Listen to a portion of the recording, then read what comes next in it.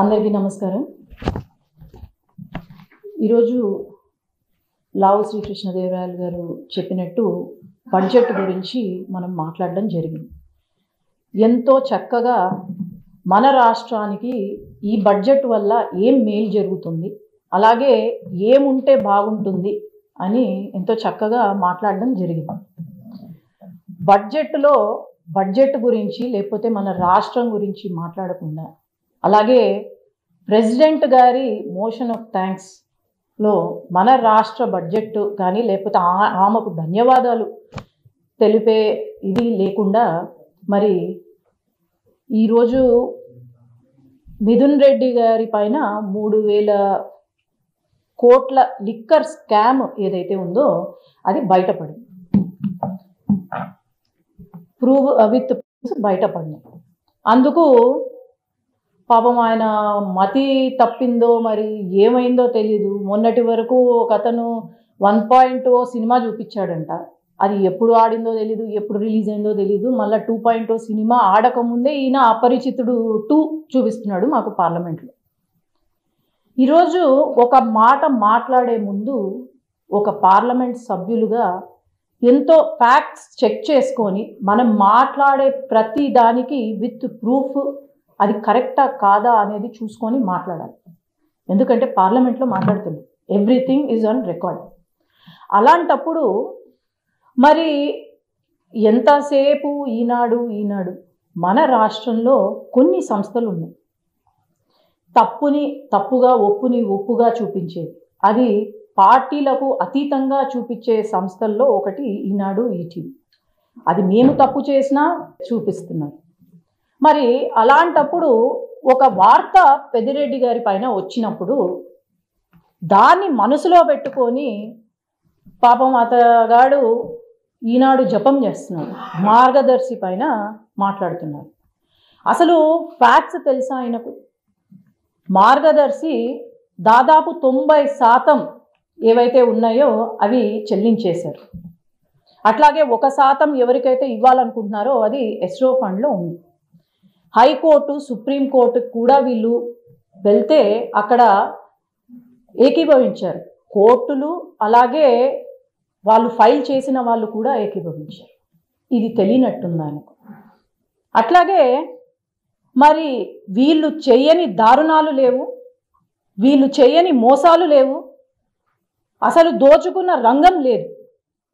అలాంటిది ఇలాంటి వాళ్ళు రాష్ట్ర అభివృద్ధి గురించి లేకపోతే మా గురించి లేకపోతే సీఎం గారి గురించి మాట్లాడడము చాలా తప్పు. మొన్న అటవీ శాఖ భూములు ఏవైతే ఉన్నాయో దాదాపు 100 ఎకరాలు కబ్జా చేసి అక్కడ ప్యాలెస్లు కట్టి నిర్మించి ఫెన్సులు వేసి మళ్ళీ ప్రభుత్వ డబ్బులతో విద్యుత్ రోడ్లు కట్టించుకున్నారు. అది తప్పు అని చెప్పాను.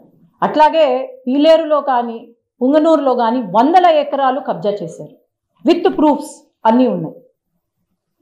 ఆనాడు రైతులకు మేము రిజర్వాయర్ కడతామని చెప్పి 1 రూపాయి కూడా వాళ్లకు చెల్లించకుండా, నష్టపరిహారం ఇవ్వకుండా దాదాపు 300 కోట్లు రైతుల నుంచి తీసుకొచ్చి ఆ రైతులను మోసం చేసి మళ్ళా సొంత పిఎల్ఆర్ సంస్థ, వాళ్ళ సొంత సంస్థ పిఎల్ఆర్ సంస్థకు ఇచ్చి రిజర్వాయర్ నిర్మించారు. వాళ్లకు 100 కోట్ల ఫైన్ కూడా వచ్చింది, మీరు గమనించుకోవాలి. అట్లాగే మా రాయలసీమలో పాపము చాలా నష్టపోయిన రైతులము చాలామంది ఉన్నాం. పాడి రైతులు ఏదో పాపం 4 గోవులు, ఆవులను, గేదెలను పెట్టుకొని బ్రతుకుతారు. అట్లాంటిది మనం అందరం గమనించాం. 5 సంవత్సరాల కాలంలో వీళ్ళు అడ్వాన్సులు ఇచ్చి ఎప్పటికప్పుడు రాత్రికి రాత్రి పాపం వాళ్లకు డబ్బులు తగ్గించి 1 రూపాయి 2 రూపాయలు లీటర్కి తగ్గించి వాళ్ళని మోసం చేశారు. అట్లా మాడి రైతులను కూడా 100 కోట్లు కమిషన్లు తీసుకున్నారు వాళ్ళ దగ్గర నుంచి.